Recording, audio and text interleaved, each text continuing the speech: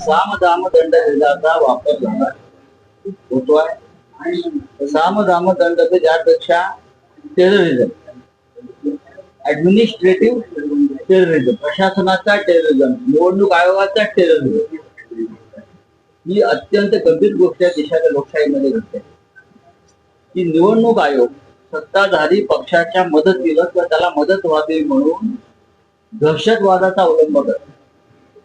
अशा प्रकारचे encounter specialist वगैरे निवडणुका जिंकण्याची गरज नरेंद्र मोदी सारख्या लोकप्रिय नेत्याला का वाटावी? नरेंद्र मोदी हे जगाचे नेते आहेत. उद्या जर अंतराळामध्ये जर राजकारण सुरू झालं तर ते तिकडले नेते होते. जोडीला अमित शहा आहेत, तरीही त्यांना अशा प्रकारे राज्यातले टेरर पोलीस फोर्स नेऊन लोकांना धमक्या देऊन